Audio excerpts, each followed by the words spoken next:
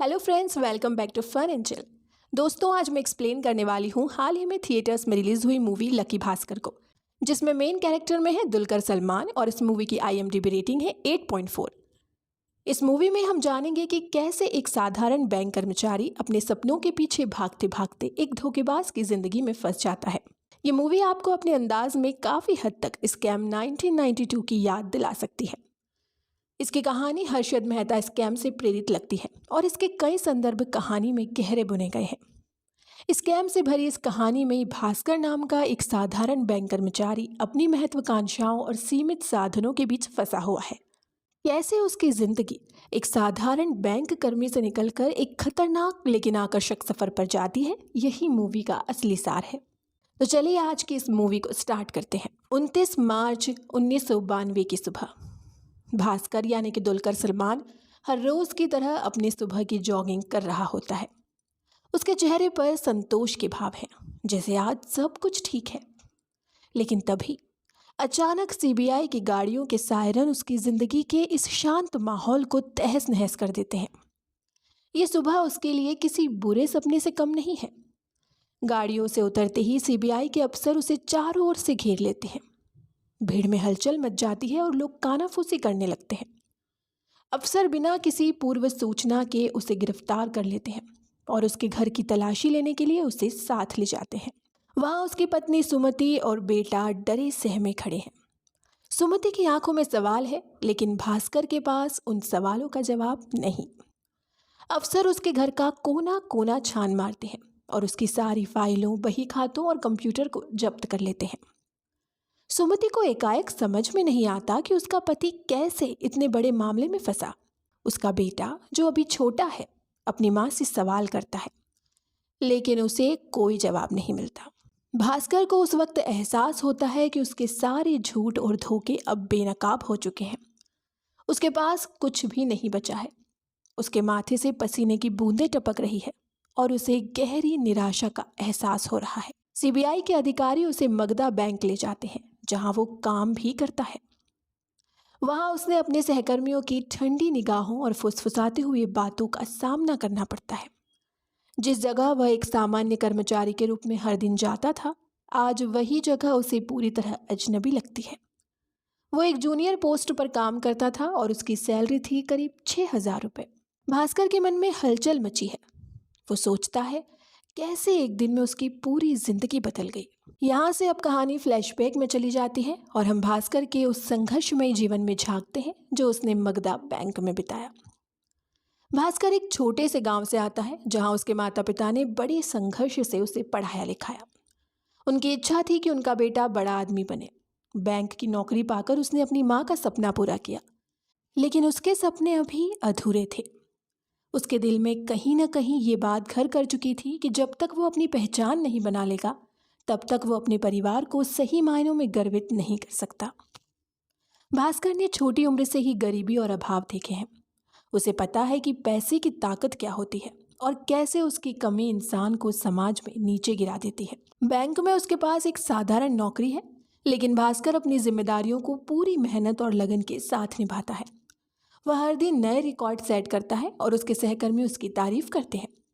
उसके पास कोई भी प्रमोशन पाने का मौका नहीं छूटता, लेकिन हर बार कोई दूसरा ही उसकी जगह ले लेता है।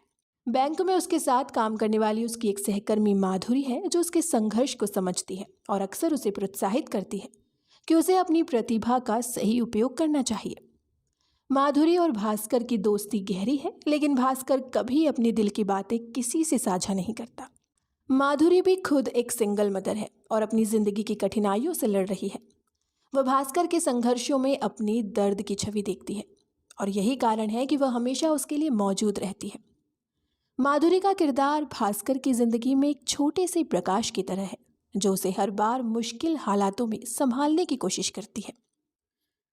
उस वक्त जब बैंक में डेटा डिजिटली नहीं बल्कि मैन्युअल रूप से दर्ज किया जाता था, भास्कर जैसे कर्मचारियों की जिम्मेदारी बहुत बढ़ जाती थी।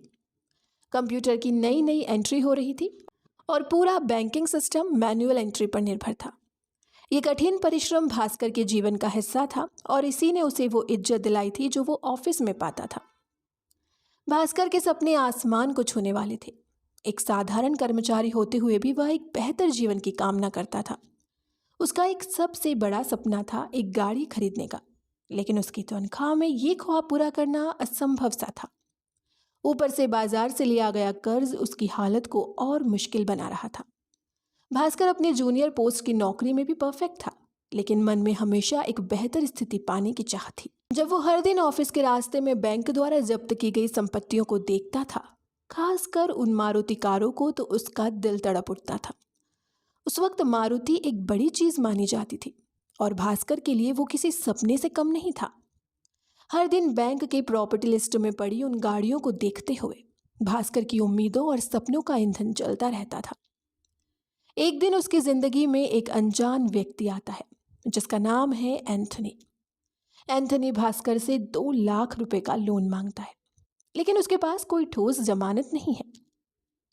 एंथनी कहता है कि उसके पास एक शिपमेंट आने वाला है जो उसका एसेट है। वह पूरी बारीकी से अपना व्यापारिक प्लान समझाता है। मलेशिया से एक शिपमेंट इंडिया पहुंच चुका है जिसमें इलेक्ट्रॉनिक टीवी सेट्स हैं। एंथनी का दावा है कि अगर उसे यह माल मिल जाए तो वो इसे दोगुनी कीमत पर बेच सकता है, लेकिन फिलहाल एंथनी के पास पैसे नहीं हैं और कस्टम वाले जल्द ही उस शिपमेंट को नीलाम कर देंगे। भास्कर के पास एक मौका है, वो इस शॉर्टकट के जरिए पैसे बना सकता है, लेकिन उसके पास इतनी बड़ी राशि नहीं है और ऊपर से उसे अपने रिश्तेदारों से ताने भी सुनने पड़ते हैं। उसकी आर्थिक स्थिति इतनी बुरी है कि घर में भी तंगी छाई रहती है। भास्कर का खुद का परिवार, जिसमें उसकी पत्नी सुमति और एक छोटा बेटा है, उसके इस संघर्ष का हिस्सा है। भास्कर की पत्नी सुमति चाहती है कि वह अपना एक छोटा सा अचार का व्यवसाय शुरू करे, लेकिन भास्कर कहता है कि पहले हमें अपने पुराने कर्ज को खत्म करना होगा। उनकी घरेलू स्थिति भी सामान्य नहीं है। रिश्तेदार जो कभी भास्कर के आदर्श थे, अब उसे गरीबी का ताना देते हैं। भास्कर के लिए 6,000 रुपये की तनख्वाह में अपने परिवार का पालन पोषण करना आसान नहीं था, और खासकर तब जब उसने सुमति के घर वालों की मर्जी के खिलाफ शादी की थी। भास्कर जब अपने काम में डूबा होता है तो ये उसकी भावनात्मक और सामाजिक परेशानियों से बचने का एक जरिया बन जाता है। वह अपने आसपास के लोगों की छोटी छोटी बातों को नज़रअंदाज कर केवल अपने सपनों की ओर देखता है। अगले दिन भास्कर अपने रोज के काम पर जा रहा होता है जब अचानक एंथनी उससे मिलने आता है। एंथनी के चेहरे पर चिंता और परेशानी के भाव साफ दिख रहे हैं। भास्कर को देखते ही वो जल्दी से उसे किनारे ले जाता है और बोलता है, भास्कर, इस बार मामला थोड़ा बड़ा है और तुम्हारी मदद के बिना शायद ये डील मेरे हाथ से निकल जाएगी। भास्कर को हैरानी होती है, पर वह एंथनी की बात ध्यान से सुनता है। एंथनी उसे बताता है कि उसने मलेशिया से एक बड़ा जहाज इलेक्ट्रॉनिक टीवी से भरा हुआ मंगवाया था। ये टीवी उसने लाखों में खरीदे थे और योजना थी कि उन्हें इंडिया में दोगुने दाम पर बेचकर बड़ा मुनाफा कमाया जाएगा।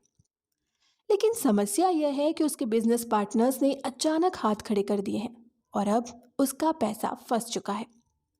एंथनी भास्कर को समझाता है, अगर मैं आज ही के दिन इन टीवीज को खरीदने के लिए पूरे पैसे नहीं जुटा पाया तो पोर्ट वाले उन पर कब्जा कर लेंगे, और अगर ये हाथ से निकल गया तो मेरी पूरी योजना धरी की धरी रह जाएगी। उसकी आवाज़ में घबराहट साफ झलक रही थी। फिर एंथनी उससे आग्रह करता है, मुझे सिर्फ 2 लाख रुपए की ज़रूरत है।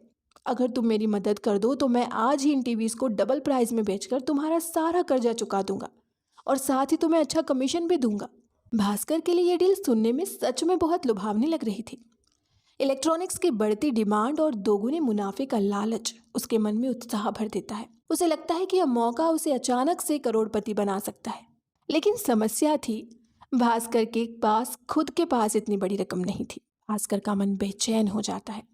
एक ओर उसे इस डील में बड़ा अवसर दिखाई दे रहा है, लेकिन दूसरी ओर इतनी बड़ी रकम जुटाना उसके बस में ही नहीं है।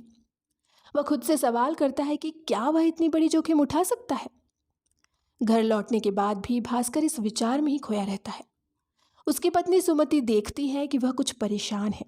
वो पूछती है, क्या हुआ भास्कर, तुम इतने उलझे हुए क्यों लग रहे हो? भास्कर कुछ पल के लिए सोच में डूब जाता है, लेकिन फिर जवाब देता है, कुछ नहीं, बस ऑफिस का काम थोड़ा बढ़ गया है। सुमति को भास्कर की बातों पर यकीन नहीं होता, लेकिन वो ज़्यादा पूछताछ नहीं करती। भास्कर रात भर जाकर इस समस्या का हल सोचता रहता है। आखिरकार उसे एक विचार सूझता है। बैंक में उसके पास कुछ अच्छे क्लाइंट्स हैं जो उसके ऊपर भरोसा करते हैं। उसने सोचा कि अगर वह उनके अकाउंट से थोड़ा थोड़ा पैसा निकालकर इस डील में निवेश कर दे तो किसी को शक भी नहीं होगा और उसके पास इस डील के लिए ज़रूरी राशि भी इकट्ठा हो जाएगी। भास्कर खुद से सवाल करता है, क्या ये सही होगा? क्या मैं अपने ग्राहकों के पैसों को इस तरह से इस्तेमाल कर सकता हूँ? लेकिन फिर एंथनी की बातें उसके मन में गूंजने लगती है। उसे लगता है कि एक बार यह डील सफल हो जाए तो वो आसानी से सबका पैसा वापस कर देगा और किसी को कानों कान खबर भी नहीं होगी। वो खुद को दिलासा देने की कोशिश करता है, बस ये आखिरी बार है, इसके बाद मुझे किसी से पैसे उधार लेने की ज़रूरत नहीं पड़ेगी। मैं अपना सारा कर्ज चुका दूंगा और सुमति और अपने बेटे के लिए एक बेहतर जिंदगी बना सकूंगा। अगले दिन भास्कर ऑफिस पहुंचता है। वो अपने ग्राहकों के अकाउंट से थोड़ा थोड़ा पैसा निकालता है ताकि किसी को संदेह न हो। वह पूरी सतर्कता से अपने कदम उठाता है और अंत में 2 लाख रुपए की राशि इकट्ठा कर लेता है। उसके दिल की धड़कनें तेज हो जाती हैं, लेकिन वो खुद को शांत रखने की कोशिश करता है। भास्कर ने एंथनी को पैसे दे दिए और इस बार उसे पूरा यकीन था कि सब कुछ ठीक होगा। वो खुद को समझा चुका था कि ये एक छोटा सा जोखिम है और इससे उसे बड़ा मुनाफा मिलने वाला है। एंथनी की योजना सच में सफल होती है। मलेशिया से आए टीवी 2 गुने दाम पर बिक जाते हैं और एंथनी भास्कर को उसका कट भी दे देता है। भास्कर को न केवल अपनी कर्ज की चिंता से राहत मिल जाती है, बल्कि बैंक का पैसा भी सही समय पर वापस रखने में कामयाब हो जाता है। मंडे सुबह सबसे पहले बैंक जाकर वह पैसा वापस रख देता है ताकि किसी को शक न हो। इस पहली कामयाबी के बाद भास्कर को अपने भीतर एक नई ऊर्जा और आत्मविश्वास महसूस होने लगता है। वो सोचता है, अगर एक बार ऐसा कर सकता हूं तो क्यों न इसे बार बार किया जाए। अब उसे लगने लगा कि पैसे कमाने का ये तरीका बहुत आसान है और इसने उसकी मेहनत के बजाय चतुराई से फायदा उठाने का रास्ता खोल दिया है। जैसे शेर के मुंह में एक बार खून लग जाए, वैसे ही भास्कर भी अब इस रास्ते पर आगे बढ़ने के लिए प्रेरित हो जाता है। शनिवार को एंथनी एक बार फिर भास्कर के पास पहुंचता है और उससे नए बिजनेस का प्रस्ताव रखता है। एंथनी को हर बार कुछ राशि की जरूरत होती है और भास्कर हर बार बैंक के खातों से थोड़ा थोड़ा पैसा निकालकर उसकी मदद करता है। एंथनी अपने व्यापार में माहिर था और हर बार वो मुनाफे के साथ लौटता, जिससे भास्कर को भी अच्छा खासा कमीशन मिलता। ये सिलसिला चलता रहता है। भास्कर हर हफ्ते बैंक से पैसा निकालता, एंथनी को देता और मंडे को मुनाफे के साथ बैंक में वापस जमा कर देता। इस तरह से उसने अपने ग्राहकों की पूंजी का इस्तेमाल खुद के लिए करना शुरू कर दिया था, लेकिन किसी को इसकी भनक तक नहीं लगने दी। भास्कर अब उन छोटे छोटे खर्चों की फिक्र नहीं करता था जो पहले उसे परेशान करते थे। उसके पास अब हर हफ्ते अच्छी खासी राशि आ जाती थी, जिससे उसने घर में ऐशो आराम की चीजें खरीदनी शुरू कर दी। सुमति भी खुश थी क्योंकि अब उसे किसी चीज के लिए सोचना नहीं पड़ता था। भास्कर का नया रुतबा उसे दोस्तों और रिश्तेदारों की नज़रों में ऊंचाई पर ले जाता है, लेकिन साथ ही उस पर एक दबाव भी आता है। रिश्तेदार अब उससे ज़्यादा पाने की उम्मीद करते हैं और उसके ऊपर खर्च का बोझ बढ़ता जा रहा है। उसके पुराने दोस्त जो कभी उसकी मेहनत की तारीफ करते थे, अब उसके बदलते अंदाज से अजीब महसूस करने लगे हैं। भास्कर खुद को एक नए समाज में ढालने की कोशिश करता है, लेकिन इस कोशिश में उसकी असली पहचान खोती जा रही है। लेकिन भास्कर को इस बात का एहसास नहीं था कि वो अपने जीवन में गहरे जाल में फंसता जा रहा है। उसे अब यह रास्ता इतना आसान लगने लगा था कि वो हर शनिवार को अपने शॉर्टकट का इस्तेमाल करके अच्छा पैसा कमा लेता था। अब उसे इस खेल में मजा आने लगा था और उसे इस बात की भी चिंता नहीं रही कि यह कितना जोखिम भरा है। भास्कर की जिंदगी में सब कुछ ठीक ठाक चल रहा था। एक दिन उसके बेटे की बर्थडे पार्टी में उसका दोस्त एंटोनी और सांबा भी शामिल हुए। इसी पार्टी में एंटोनी ने भास्कर से अपने दिल की बात साझा की। उसने बताया कि जब उसके पुराने पार्टनर ने उसे धोखा दिया था तो वो गहरे कर्ज में डूब गया था, लेकिन जब भास्कर और उसके दोस्तों ने पार्टनरशिप की तो उनका बिजनेस अच्छा चलने लगा और अब वो काफ़ी पैसा कमा चुका है। एंटोनी ने खुशी खुशी यह भी बताया कि उसका बेटा अब विदेश में पढ़ रहा है और उसने वहाँ से बुलावा भी भेजा है। फिर एंटोनी ने भास्कर को अपने अगले बड़े प्लान के बारे में बताया। उसने कहा, मैं अब एक आखिरी बड़ा हाथ मारना चाहता हूँ और पूरी तरह से सेटल हो जाना चाहता हूँ। मेरे पास एक शानदार आइडिया है। दुबई से 3 कारें आ रही हैं जो बेनामी हैं और जिनके नंबर प्लेट्स भी नहीं हैं। हमें उन्हें खरीदना है और फिर आगे बेचकर मोटा मुनाफा कमाना है, पर इसके लिए हमें करीब 10 लाख रुपए चाहिए। भास्कर थोड़ा चौंक गया। और सोचने लगा। एंथनी के हिसाब से आज के समय में यह अमाउंट 2 से 5 करोड़ रुपए तक हो सकता था, जो कि भास्कर के लिए एक बड़ी रकम थी। भास्कर ने एंटोनी से कहा, भाई मैं तो अब तक छोटे मोटे काम में ही लगा हुआ था, 1-2 लाख की हेरा फेरी करता था, लेकिन 10 लाख बहुत बड़ी रकम है। अगर मैं पकड़ा गया तो सीधा जेल जाऊंगा। भास्कर अब वही शेर बन चुका था जिसके मुंह में खून लग चुका था। जैसे ही एक बार किसी ने पैसे का लालच पकड़ लिया, वो किसी भी हद तक जाकर उन्हें हासिल करने की कोशिश करता है। भास्कर ने भी वही रास्ता अपनाया और 10 लाख रुपए फिर से बैंक से निकालकर अपनी योजना को आगे बढ़ाया। उसने सोचा था कि यह पैसा उसे पूरी तरह से सेटल कर देगा, लेकिन जैसे ही वो गाड़ियां लेकर डीलर के पास पहुंचता है, उसे बड़ा झटका लगता है। पुलिस ने उस डीलर को एक और केस में गिरफ्तार कर लिया था और अब वह डीलर गाड़ियों को नहीं बेच सकता था। भास्कर के पास अब कोई रास्ता नहीं बचा था, क्योंकि उसे मंडे तक वह पैसा बैंक में जमा करना था। गाड़ियां बिकने से रही और भास्कर को फौरन पैसे की जरूरत थी। पर फिर भास्कर ने दिमाग लगाया और एक नया तरीका निकाला। उसने कुछ गरीब भिखारियों को पैसे देकर अपने साथ लिया और उन्हें नेताओं का कपड़ा पहनने को कहा। इसके बाद उसने एक सुंदर सी लड़की को अपने घर में बिठाया और खुद भी उनके साथ बैठ गया। भारत में अगर कोई नेता ऐसी कार में घूमता है तो आमतौर पर पुलिस उसे नहीं रोकती। अब भास्कर ने यही तरीका अपनाया। जैसे नेता लोग इंपोर्टेंट गाड़ियों में घूमते हैं, वैसे ही भास्कर और उसके साथियों ने खुद को ऐसे दिखाया ताकि पुलिस को कोई शक न हो। भास्कर के दिमाग में यह खतरनाक योजना थी, लेकिन अब उसे पता नहीं था कि उसका यह तरीका कितना सही या गलत साबित होगा, क्योंकि अब वह हर कदम में जोखिम उठा रहा था। भास्कर ने गोवा में जाकर अपनी योजना को सफलतापूर्वक पूरा किया। गाड़ियां अच्छे दामों में बेचकर उसने तगड़ा मुनाफा कमाया। अब वह सही रास्ते पर दिख रहा था। एंथनी, जो अपनी जिंदगी को फिर से पटरी पर लाने की कोशिश कर रहा था, अब अमेरिका चला गया था। अगले दिन भास्कर ने सोचा कि वह अपनी सारी कमाई बैंक में जमा कर देगा, पर जैसे ही वो बैंक पहुंचा, उसे पता चलता है कि पुलिस और सीबीआई की रेड पड़ी हुई थी।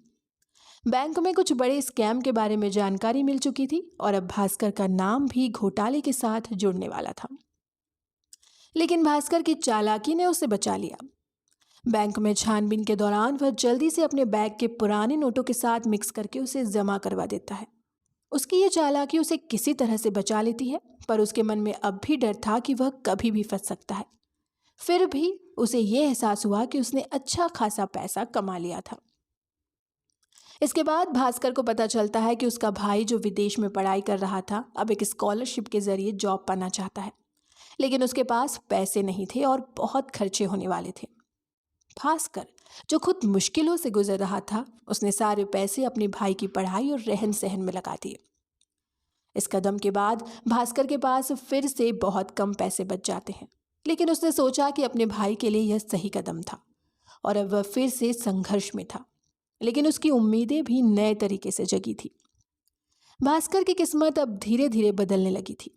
बैंक में उसका प्रमोशन हुआ और वह असिस्टेंट जनरल मैनेजर के पद पर था। उसकी सैलरी भी 6,000 से बढ़कर 19,000 रुपये हो गई, जिससे वो बहुत खुश था। उसकी बीवी भी इस बढ़ी हुई सैलरी से संतुष्ट थी और घर का माहौल भी पहले से बेहतर हो गया था। बैंक के चेयरमैन ने उसे और भी लाभ ऑफर किए थे, जिससे भास्कर की खुशी और बढ़ गई। लेकिन एक दिन चेयरमैन ने भास्कर को एक और ऑफर दिया। उसके पास एक खास कस्टमर हर्षद मेहता को हैंडओवर किया।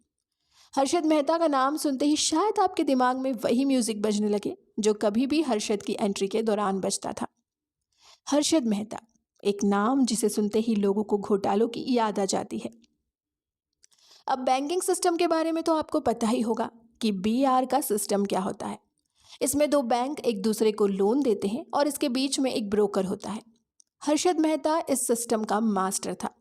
वह बीआर के जरिए एक बैंक से लोन लेता और फिर उसे दूसरे बैंक को ट्रांसफर कर देता था, पर असल में वह लोन का पैसा खुद रख लेता था और बीच में घोटाला कर जाता था।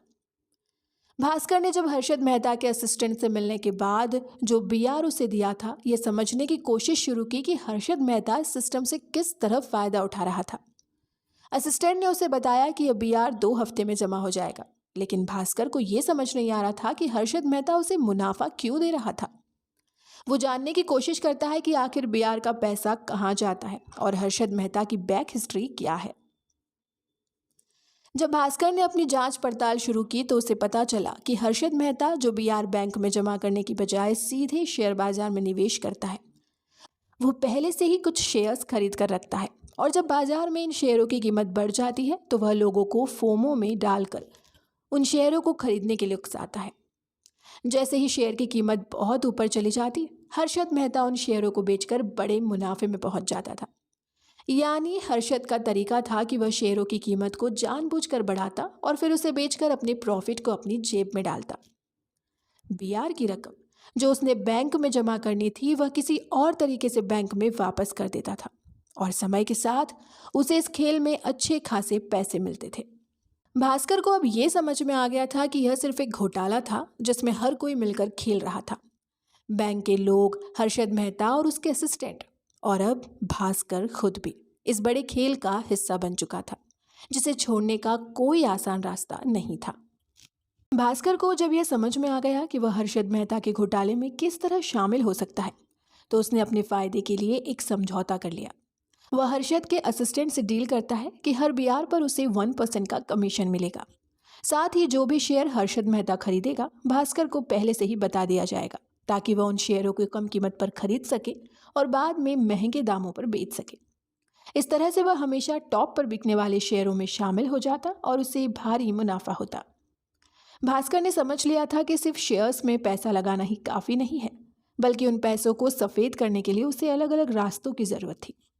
इसलिए वह लॉटरी, हॉर्स रेसिंग जैसे अन्य तरीकों में भी पैसा लगाता था ताकि वह उन पैसों पर टैक्स का भुगतान कर सके और इस तरह ब्लैक मनी फिर से वाइट हो जाए। धीरे धीरे भास्कर ने इस पूरे सिस्टम को इतना समझ लिया था कि वह इसमें काफ़ी अच्छा कमाई करने लगा था। हर्षद मेहता के साथ ट्रेडिंग करते हुए भास्कर ने बड़े पैमाने पर मुनाफा कमाया। उस समय के हिसाब से 100 करोड़ या 50 करोड़ कमाना कोई छोटी बात नहीं थी। ये धंधा काफ़ी लंबे समय तक चलता रहा और भास्कर के खाते में लगातार पैसा जमा होता गया। सीबीआई को अब यह जानकारी हो चुकी थी कि भास्कर ने स्टॉक मार्केट में पैसे इन्वेस्ट करके अच्छा खासा मुनाफा कमाया है, लेकिन वह अपने सारे निवेशों को सफ़ेद करने के लिए विभिन्न तरीकों का इस्तेमाल करता रहा। इस तरीके से भास्कर और हर्षद मेहता के बीच यह रिश्ता और भी मजबूत हो गया था और दोनों एक दूसरे के साथ मिलकर अपने अपने मुनाफे के लिए काम कर रहे थे। भास्कर की जिंदगी अब पूरी तरह से पैसे और लालच की चपेट में आ चुकी थी। उसका गृहस्थ जीवन धीरे धीरे खराब होता जा रहा था। वह अपनी पत्नी और परिवार को समय नहीं दे पा रहा था क्योंकि वह सिर्फ पैसे कमाने की सोच में डूब चुका था। उसके रिश्ते अपने कर्मचारियों और अन्य लोगों से भी खराब हो गए थे। उसका व्यवहार असंवेदनशील हो चुका था और शराब का नशा भी उसकी आदत बन चुका था। एक समय था जब वह एक ईमानदार व्यक्ति था, लेकिन अब वह पैसे के लालच में अपनों को भी भुला चुका था। एक दिन भास्कर के कैबिन में उसका मैनेजर आया। वो दोनों बीआर यानी कि बैंक रिसिप्ट के बारे में बात कर रहे थे। भास्कर ने कहा कि हर्षद मेहता की तरफ से 91 करोड़ का बीआर आने वाला था और वह जानना चाहता था कि बाकी बीआर कब तक आ सकता है। लेकिन मैनेजर ने इसका जवाब दिया कि 91 करोड़ का बीआर तो हो ही नहीं सकता क्योंकि हर्षद के पास से सिर्फ 1 से 2 करोड़ का बीआर ही आ सकता था और वह खुद इन बीआर को साइन करता था। यह सुनकर भास्कर को अचानक समझ में आया कि हर्षद मेहता जाली साइन करके बीआर भेज रहा है और वह इन नकली दस्तावेजों को बैंक में अप्रूव करवाकर पैसा निकाल रहा है। इसका मतलब साफ था कि हर्षद मेहता के साथ मिलकर वो भी इस घोटाले का हिस्सा बन चुका था। जब यह जानकारी भास्कर को मिली तो वह पूरी तरह से घबरा हुआ होता। रिपीट जब यह जानकारी भास्कर को मिली तो वह पूरी तरह से घबराया हुआ था। मैनेजर ने भी उसे सचेत करते हुए कहा कि अगर यह बात बाहर आई तो दोनों को ही जेल जाना पड़ेगा। ये बात भास्कर के लिए बहुत बड़ा झटका थी। वह तनाव में आ गया और अचानक उसे हार्ट अटैक आ गया।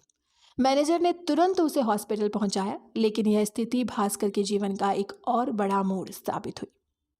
अब भास्कर को एहसास हो चुका था कि पैसों के पीछे भागने के कारण उसने अपनी जिंदगी की बहुत बड़ी कीमत चुकाई थी। उसकी सेहत, परिवार और आत्मसम्मान सब कुछ खतरे में था, लेकिन अब वह शायद खुद को भी बचा नहीं सकता था। भास्कर के जीवन में अब एक के बाद एक मुश्किलें आ रही थी। घर में रोज झगड़े होने लगे थे और परिवार का माहौल पूरी तरह से तनावपूर्ण हो चुका था। उसके पिताजी, जो अब तक चुप थे, उससे सवाल करने लगे कि वह कर क्या रहा है और किस रास्ते पर चल रहा है। भास्कर, जो अब घबराया हुआ था, उसने अपने पिताजी से सब कुछ कह दिया। उसके पिताजी एक चार्टर्ड अकाउंटेंट थे और वो जानते थे कि अगर भास्कर ने इतना पैसा कमाया है तो वह सच्चे और ईमानदार तरीके से नहीं हो सकता। भास्कर ने अपनी सारी काली कमाई और घोटाले के बारे में अपने पिता को बताया, जो उसके लिए एक बहुत बड़ा कदम था। भास्कर के पिताजी ने उसे समझाया और चेतावनी दी, लेकिन अब बहुत देर हो चुकी थी। अगले दिन जब भास्कर ऑफिस जाता है तो उसे फिर से एक सीनियर अधिकारी द्वारा प्रेशराइज किया जाता है कि उसे हर्षद मेहता का बीआर अप्रूव करना ही होगा। इस दबाव को सहन न कर पाते हुए भास्कर ने रिजाइन देने का निर्णय लिया और ऑफिस छोड़ दिया। लेकिन जैसे ही वो बाहर आता है, सीबीआई के अधिकारी उसे पकड़ लेते हैं। सीबीआई अधिकारी ने उसे बताया कि उसके अकाउंट में जो करोड़ों रुपए हैं उनका हिसाब तो वो दे सकता है, लेकिन इनकम टैक्स को इसके बारे में कुछ भी नहीं पता। अगर भास्कर चाहे तो अधिकारी उसकी मदद भी कर सकते थे। सीबीआई अधिकारी ने एक डील का प्रस्ताव दिया, तुम हर्षद के बीआर को अप्रूव कर दो और मैं तुम्हारी मदद करूंगा। यह स्थिति भास्कर के लिए बहुत पेचीदा थी। उसके पास अब कोई रास्ता नहीं था और उसने मजबूरी में हर्षद के बीआर को अप्रूव करने का फैसला किया। भास्कर ने सारी दस्तावेज साइन किए और बैंक में मौजूद करोड़ों की रकम को भी हर्षद को देने के लिए ड्राफ्ट किया। यह एक झूठ और धोखाधड़ी की ओर एक और कदम था, लेकिन भास्कर के पास और कोई विकल्प नहीं था। जब वो ये सब करके बाहर निकला और कुछ दिन बाद जब हर्षद के लोग उस पैसे को रिडीम करने के लिए बैंक गए तो एक चौंकाने वाली बात सामने आई। बैंक में वो पैसा था ही नहीं। ये घटना भास्कर के लिए एक और बड़ा झटका थी, क्योंकि उसने अपनी सारी साख और प्रतिष्ठा खो दी थी। अब वो जान चुका था कि उसने जिस सिस्टम में विश्वास किया वह पूरी तरह से धोखाधड़ी और भ्रष्टाचार से भरा हुआ था। ये कहानी भास्कर के जीवन के उतार चढ़ाव को बहुत अच्छे से दर्शाती है। जहाँ एक ओर उसने अपने पिताजी की सलाह से हर कदम उठाया, वहीं दूसरी ओर सिस्टम और घोटाले का हिस्सा बनते हुए वो खुद भी उसमें फंस गया। शुरुआत में उसे एक सामान्य इंसान समझा गया, लेकिन धीरे धीरे वो भी एक बड़ा घोटाला करने के लिए मजबूर हुआ। फिर उसके पिताजी की मदद से वो पैसे का रास्ता ढूंढता है और अमेरिका शिफ्ट हो जाता है। लेकिन ये कहानी हमें ये भी बताती है कि भ्रष्टाचार और घोटाले के बावजूद इंसान के पास एक मौका होता है सही रास्ते पर लौटने का, अगर वो चाहे तो। दोस्तों, कहानी का अंत यही दिखाता है कि भास्कर को आखिरकार सिस्टम के लूप होल्स का फायदा उठाते हुए एक नए जीवन की शुरुआत करने का मौका मिलता है। लेकिन क्या वो सही कर रहा था? ये सवाल दर्शकों के लिए खुला छोड़ दिया गया है। दोस्तों, आपको अगर ये वीडियो पसंद आया हो तो इसे लाइक और शेयर करें। साथ ही हमें कमेंट्स में ज़रूर बताएं कि आपको आज का ये वीडियो कैसा लगा। अगली बार फिर मिलते हैं एक और नई कहानी के साथ। तब तक के लिए बने रहिए हमारे चैनल फन एंड चिल पर।